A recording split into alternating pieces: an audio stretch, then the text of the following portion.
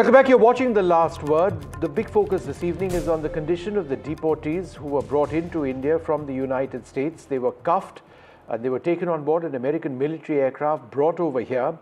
The point made by the government is that this is the way, being cuffed, that illegal immigrants to the United States have been brought back to India for years and years on end.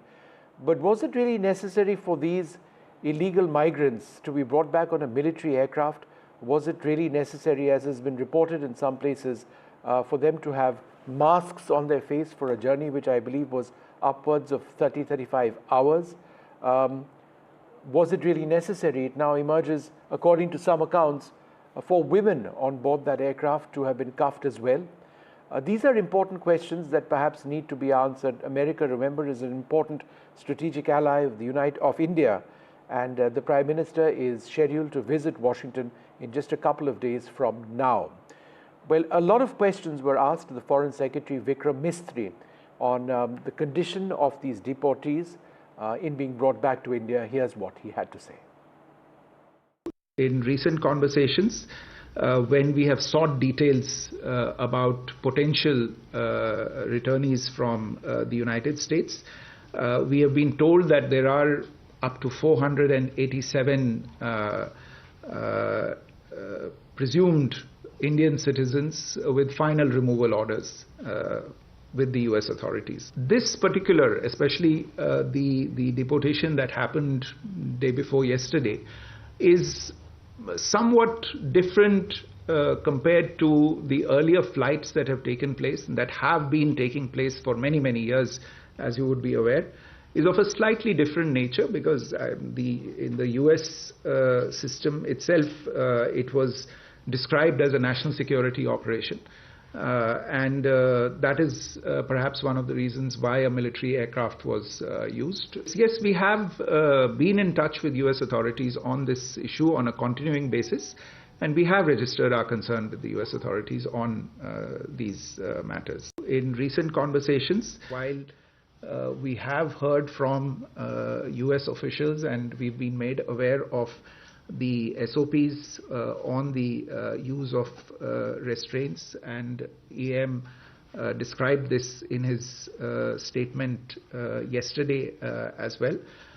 Notwithstanding that, if there are specific issues that are brought to our attention that we notice, and we do make our concerns known to the United States, that it is perhaps this kind of treatment can perhaps be avoided. These are conversations that we are having with the United States.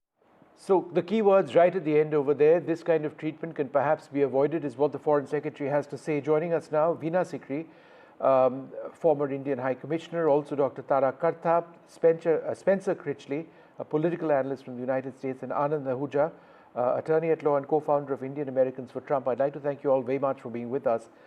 Spencer Critchley, I know what the American law is, and I know that Trump wants to send a message.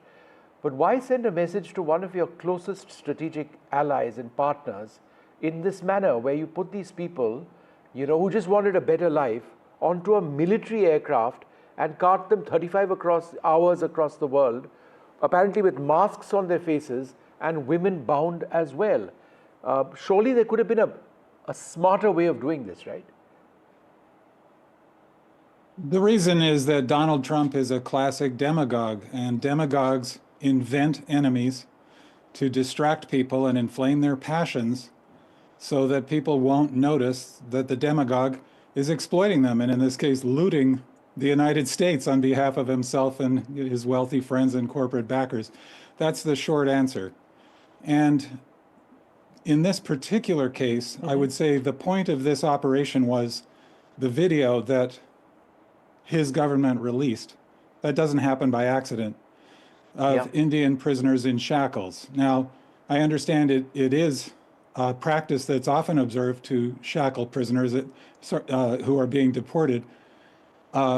It's not normal to use military flights, and it's not normal to publicize the images of them in shackles. And I'm sure that the point of that image was to show a certain kind of American a lot of people with brown skin in shackles being deported from the country. And I think that's hateful, and it betrays the fundamental values of the United States. Anand Ahuja, would you agree with Spencer? I absolutely disagree whatever these statements this panelist has made. First of all, as Foreign Secretary... Excuse me, I'm sorry. It's my concern. If we're going to, if we're No, going I'm sorry, to call, Anand Ahuja, what did you say? Call people Stalinists. No, 1 second. Let me, I'm Anand sorry, Ahuja. I'm sorry. Did you say this panelist has said? How did you I'm refer sorry. to Spencer Critchley? I said I disagree It is with not whatever this panelist Stalinist has to stated. argue for humane treatment of Indians. Sir, it's my turn if you let me speak. To argue for humane treatment of all people is not Stalinist. I'm sorry, Anand Ahuja, did you refer to him as a panelist or as a terrorist? This is No, I called said panelist. democracy. All right, thank you. You are clear about that. Anand Ahuja, go ahead. I said, let me repeat. I said, I totally disagree with what this panelist stated. Okay, I totally disagree because as Foreign Secretary Misri stated, number one, this was a national emergency. Number two, if you see the cost of taking military aircraft for deportees, it costs 5 times more than a chartered plane to take to India. Why military aircraft was taken? You have to understand the safety and security of the crew also. These deportees, their lifelong dream was shattered. Their life is ruined. Now taking these deportees without shackles, without handcuffs in a private plane means that you are putting the safety and security of the crew at risk. There was a possibility that this particular plane could have been hijacked by these deportees. Right. I'm speaking Anand Ahuja, can I just come in over here? Hello. Let me speak. Let me finish it, okay? So it's not that India was separately targeted. This is the general policy that all these deportees who have been living illegally in this country and first batches of those who have criminal record, they have to be deported, and they have to be deported via military aircraft, not by private. All right. So Anand Ahuja, one moment, sir. I'm just trying to understand. You believe that the people on board, including women, 4-year-old children, they would go and hijack an aircraft if it was a commercial or a chartered flight. Wouldn't it be more sensible, sir? Wouldn't it be more sensible, sir, for the United States to separate those who are potentially violent from women and children, rather than shackle everybody, put masks apparently on their faces, put them onto a military C-17 and send them across the world to a partner nation that America considers a strategic ally? Vishnu, you are saying that as if United States government has targeted India and have done only for India. It's a general policy. They have done for all deportees going to all other countries. It's not that they have done only for India. So you think that for India, they should have given a preferential treatment in this matter? This is what you are expecting? Even though these people, they have been living here in this country illegally, they have broken the law, they have been working here in farmhouses, in shackles and chains, they have been working here in the United States as slaves, and you are expecting from government of United States to give them a royal treatment? They've been working as slaves, but they are being brought back sort of with shackles. If you're using the word slaves and slavery, then I think that comparison was a bit inaccurate. Why government of India could not send its own chartered plane? Because I believe they weren't allowed to, but I think that is a very valid point. I believe that is a very valid point, and let me put that across to Ambassador Veena Sikri. Why hasn't India at least offered to send across our own aircraft? Do you not believe that this would have been a better way for Indians to return to India? Well, I certainly agree that the a solution of having India's aircraft bringing back any people who are being deported is a very valid one. But at the same time, I think one must fully respect the statements made by Foreign Minister Dr. Jaishankar and Foreign Secretary Vikram Misri in the last 2 days, that we are in constant touch with the government of the USA on this subject. And it has been very painful for all of us to see the visuals and to see the way in which the deportees have been brought back to India. But the statement that this was considered a national security operation and for security reasons this was done, I think this is the matter that is being discussed between India and the USA, and one must respect that, because we have to respect that we are interested in bringing back illegal deportees who are verified as Indian nationals. And at the same time, we are interested in maintaining the very high level of relationship and taking it forward, because our Prime Minister is going to be there in the next few days from the 12th of February. So I think keeping all the factors in mind, the two statements made by Foreign Minister and Foreign Secretary are very valid, very balanced, assuring everybody that we are taking this up. And I'm sure in the future, the question of using India's own aircraft would be taken up very strongly, and then India can manage their own risks and bring back the deportees, those who are verified Indian nationals, bring them back to India and surely give them a dignified life here. All right. Dr. Tarakarta, how would you look at this controversy, because it comes just ahead of the visit of Prime Minister Modi to Washington? I mean, we're trying to build that strategic relationship, and then something like this happens, video of this is released. It's obviously released to send a message. Diplomatically, is it a tightrope for the Prime Minister to walk?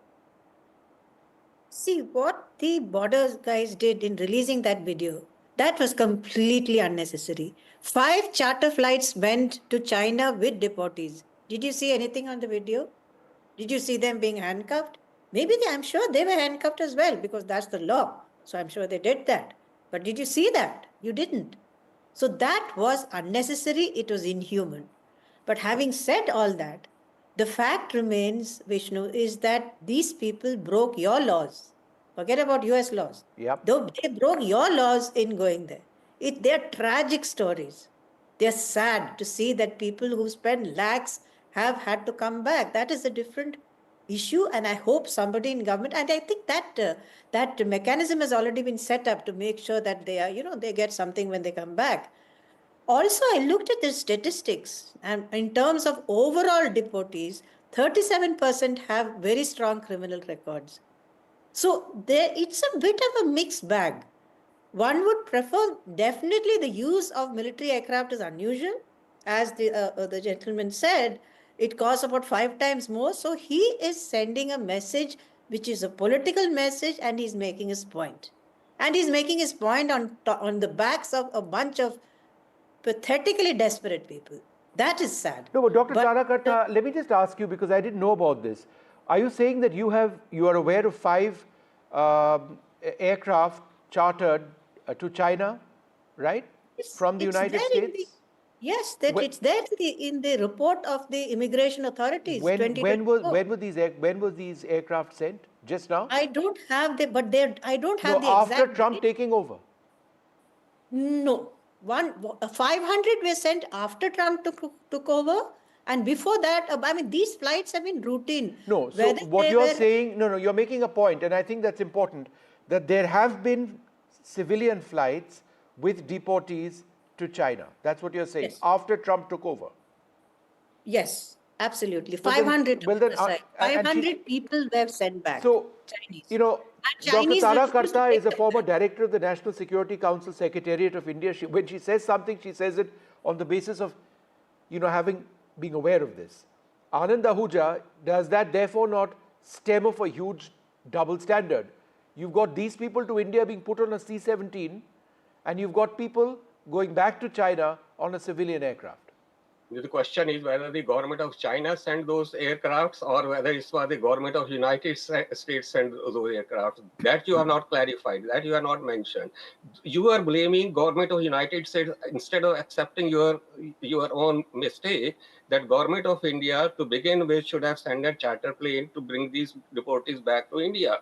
That you are not accepting. Instead of making noise, I watched the parliament noise yesterday. For these illegal immigrants have been deported. They have been paying taxes in the United States. What will happen to their taxes?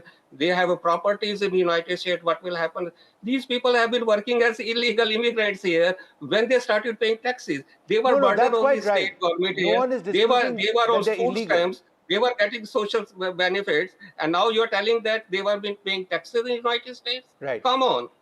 If you have been paying taxes, I can understand H1B visa, L1B No, visa Mr. holders. Ahuja, They are paying taxes. no one But is illegal immigrants criticizing are paying you on taxes. that. This is Surjawala. This is They Surjawala's need to be statement in thrown out of Parliament America. yesterday. There is no two ways about that. The condition is, how do you actually do that? Just as those who illegally come over here, whether they're American or otherwise, and overstay their welcome on visas in India, they need to be thrown out as well. But it's a question of how you're exactly doing this and what's the message that's being sent. If Bangladeshis come to India, they work illegally in India, I 100% agree that they should be thrown out. If anybody They are comes thrown to out, India but I and works actually illegally in India, I asked our former Foreign Secretary Kamal Sibal this question yesterday, and he said our rules are different. You don't necessarily shackle them up and then have them thrown away. It depends on the nature of the person, or if they are potentially aggressive or not. United States has tolerated enough, and Trump won election because of these promises, and promises made, promises kept. Trump made these promises that I will clean up this mess. By all means, So keep he's the cleaning promises. up. But He's why cleaning up the shun mess. these people away on a military aircraft by shackling them, by tying their feet together? Couldn't there have been a better way? I mean, it's just a simple humanitarian question, sir. No, humanitarian is when they work here as slaves in the United States, even though slavery was abolished under Article 13. Amendment 13 says neither slavery nor involuntary servitude shall be permitted in the country. They have been working as involuntary servitude in this country. They have been working as slaves. In farms, these illegal workers, when they are under shackles, and that's how they work in the farm. You go Spencer look Critchley, into if it is correct that there are nations where deportees are being taken by civilian aircraft as opposed to deportees to India being put onto a military aircraft, and forget about India. I mean, if there are double standards in this, isn't that deeply problematic? Just half a second, sir. Everywhere it's a military aircraft. Can I just go across to Spencer? Let me go across to Spencer Critchley. I'll try and come back to you. Spencer Critchley, go ahead. Of course, there's a double standard, and of course, I object strenuously to the assertion that these Indians were working as slaves in the United States. That's Orwellian. Of course, there's a double standard, and I repeat, Donald Trump is a demagogue. What demagogues do is invent enemies. There are always enemies who are foreign or who are internal threats who are somehow different from the real citizens, so-called, of the country. And they do that because they know that if you excite people's fear and resentment and hatred, they won't notice all the bad stuff you're really doing, which is your real objective. Trump is a classic demagogue. And to pretend there isn't a double standard requires us to pretend to be stupid. If we look at Trump's entire history, and if we just focus on his political history, launched by describing Mexicans as murderers and rapists, more recently claiming that Haitian immigrants legally in the United States, working hard, helping to rescue a town in economic trouble, were eating people's dogs and cats, describing people from countries where brown and black people live as S-hole countries, saying that America should have more immigrants from places like Norway, Northern European white people, deliberately releasing video, and I think this is really one of the key issues here, of Indians in shackles. It's not whether there was a legal procedure involved in putting them in shackles. It's the point of releasing that video to show some Americans who respond to this kind of image brown people wearing shackles. That was the point here. And as I say, to pretend there isn't a double standard here requires us to pretend to be stupid. We are not seeing images of white people lined up in shackles. We're not seeing them going after white illegal immigrants. And of course, there are plenty of them here. This is not a national security emergency unless you believe, like Trump believes, that non-white people are, quote, poisoning the blood of our country. And if you are in partnership with Elon Musk with his Nazi salutes and his meetings with so we'll keep Musk out of this and limit our debate to this issue. Okay, Anand Ahuja has a right to respond. Go ahead. One quick statement. Time and again, Spencer has mentioned about brown. He's forgetting that in Trump administration, brown people, Kash Patel is going to be FBI director. So stop playing this dirty game of politics, brown versus white. Trump won the election based upon his policies, and he's implementing those policies. And secondly, you are unnecessarily playing dirty politics, creating unnecessary a big division, misunderstanding between India and United States. This is not the time to play politics and make, especially when Modi is visiting United States and you are trying to create a big misunderstanding between India and United States. All right, let me go across for a last word to Ambassador Veena Sikri. You know, this has come to light now, not least of all because this video has emerged, but this is the way Indians have been deported, not on military aircraft, but this is the way that Indians have been deported from the United States for decades. So that's also something that needs to be looked at because there is a huge political hullabaloo in this country, right, with the opposition raising the point, saying that how could the government of India allow this? But in fact, they did nothing when this was taking place earlier on. Absolutely. I think this all came out very well in External Affairs Minister Dr. Jaishankar's statement yesterday, where he said that since 2012, this has been the methodology adopted for the deportation, and he gave the figures of the numbers that have been coming back to India since 2009. So I think let's not make a political controversy out of it. I think the debate within the USA is something of its own, that's its own internal politics. I would like to say that the ICE figures for January 2025 have not yet been issued, so we cannot conclusively conclude about how many went back to China on what kind of aircraft. But I think that we have to continue. I agree that those visuals were very disturbing indeed, and we have to continue the discussions with the US government to make sure that such a thing doesn't happen again. The best possible way would be to use our own aircraft, and we should be ready to use that and to make sure that this kind of thing doesn't happen again. And certainly we should wish all the very best for the bilaterals between Prime Minister Modi and President Trump going ahead. And I think that this is in the interest of both the countries. And the illegal immigrants, I think we have to really get after those human traffickers who are absolutely soulless and heartless, and make these people spend crores of rupees at every stage. I've seen those I take that point. And in fact, I wanted to go back to Dr. Tara Karta. You've got 1 minute because that's all the time we have on this program. How are we, in a sense, because of this unfortunate debate, not looking at the key issue, that illegal migration from India is a national crisis? The risks that these families face is a national crisis. The number of them who die, we don't know. And it keeps on going on year after year. We have clearly failed to prevent this from happening. Vishnu, just one clarification, because the charter flights are referred to is the 2024 report, the 5 charter flights to China.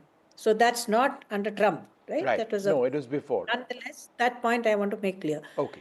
It's a crisis in India. There is no two ways about it. I mean, you have people in Punjab. What is going on? We need to really go down to the ground to understand why do they feel the necessity to, sell land and then go. These guys are going to have to go back somewhere else because they have lost their money. So this cycle is going to continue. And finally, what I just want to add one point, if it's okay. I think what Mr. Patel said, there is a point in the fact that a person being forced out of the country, desperate people on an aircraft, is a risky venture. That point, I think we have to agree. It is not the easiest thing in the world to get these people back and to keep them under control. But having said that, that kind of I don't know what exactly happened, but the visuals are very disturbing. But it's not, I don't think it's a major bilateral type issue. It's a question we need to look within and All see right. what are we doing wrong. The other way, of course, of looking at this, Dr. Kartha, is that people are the bedrock of the relationship between India and America. Look, we leave it over here, and let's see how this plays out. And hopefully the conditions will be better when the next batch, and apparently there are more than 470 waiting to be deported to India. We'll take a short break, more coming up.